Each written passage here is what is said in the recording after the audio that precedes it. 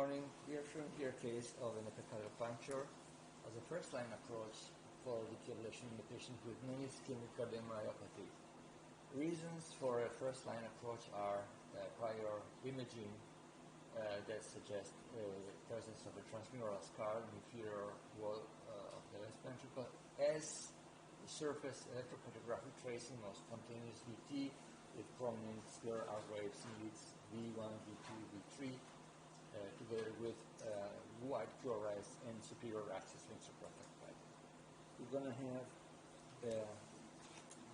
a first-line puncture, epicardial puncture following the inferior approach, as described by Susan and colleagues more than 20 years ago.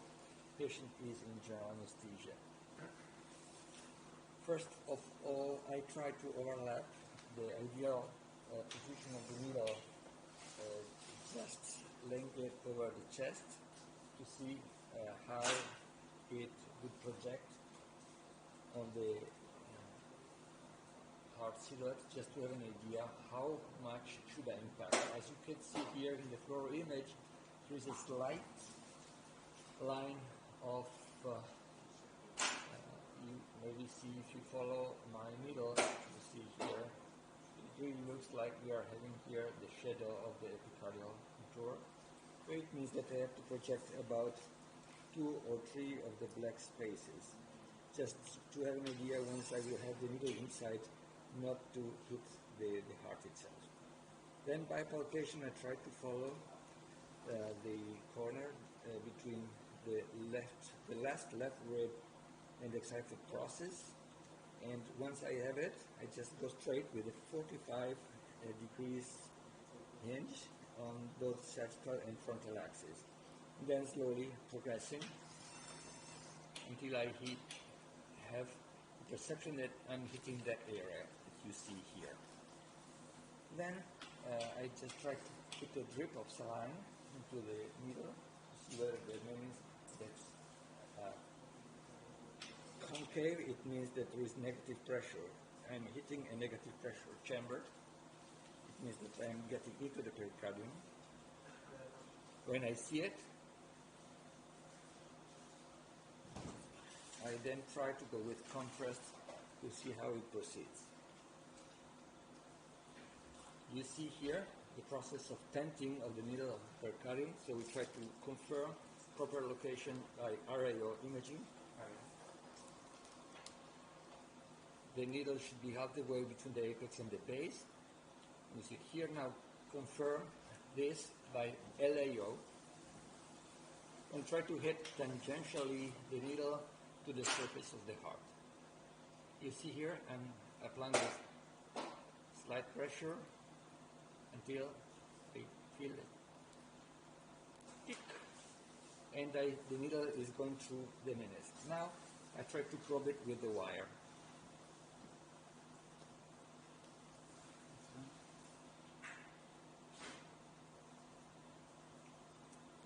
First, the wire should not be protruding out, otherwise it's going to be kind of difficult for me to get it through the needle.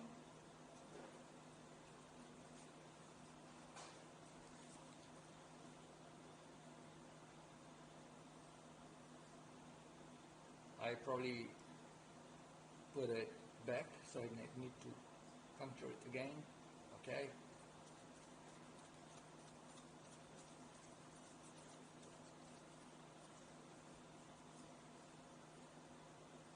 The wire is hitting something. The motion of the wire should be unhindered.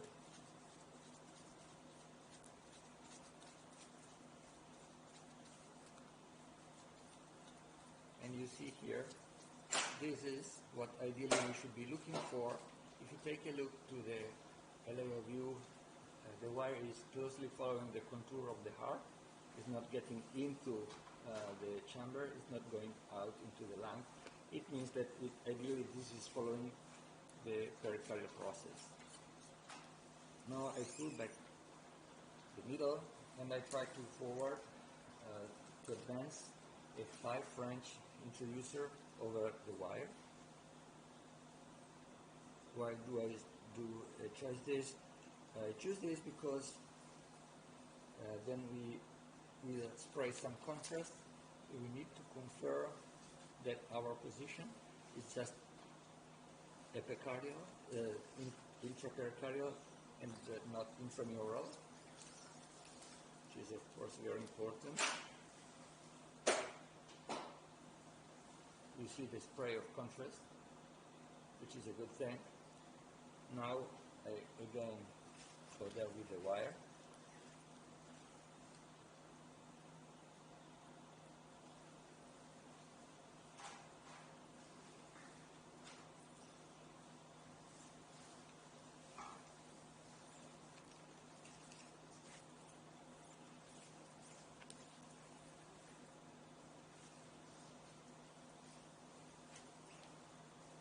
There we go.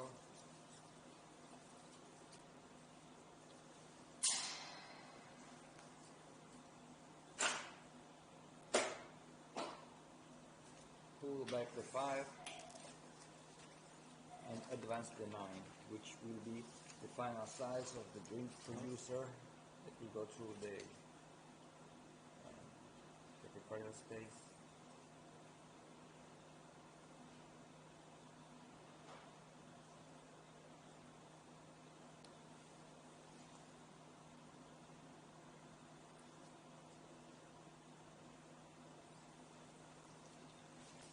Probably I need the scalpel to try to make my way through the skin here.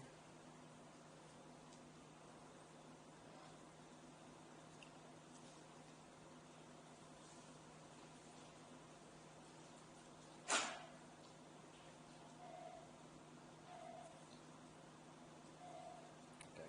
Once I have here, I exchange this kind of wire, or I add an additional wire of the Agilis, which is a reflectable sheet that we will be using to facilitate the matching process. Then dedicated wire with a kind of soft tip and a much more stiffer body. That will be very important to run over, to let the introducer to run over the wire.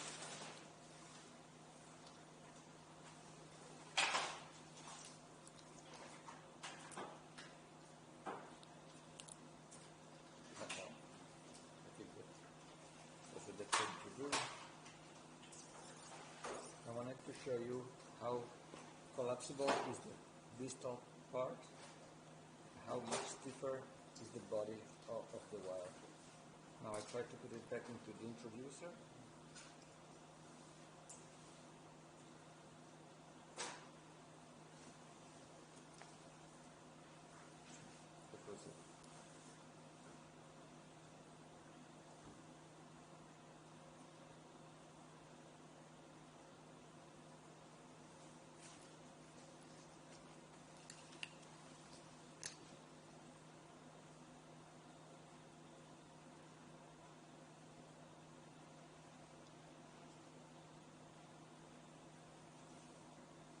So pulling out the initial wire to make room for the Agilis wire.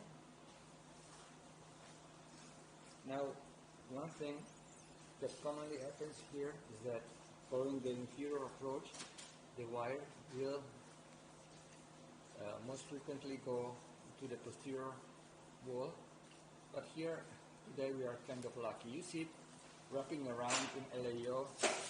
I think that you can see how it follows the course of the superior left atrium, then outflow tract of the right ventricle on your left, then inferior wall wrapping back on the inferior lateral wall of the left ventricle. I think that you can have a nice look at it in right anterior oblique.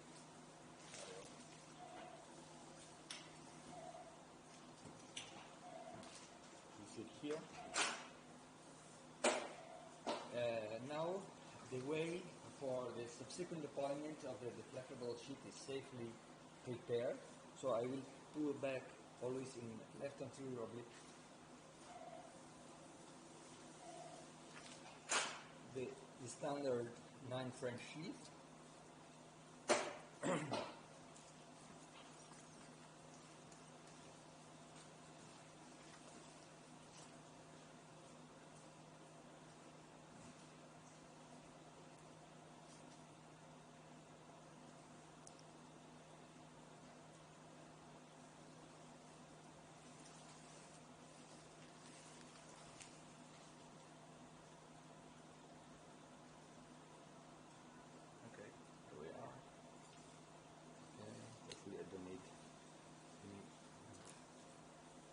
Now you see it really nicely, although it is kind of a rather large size introducer.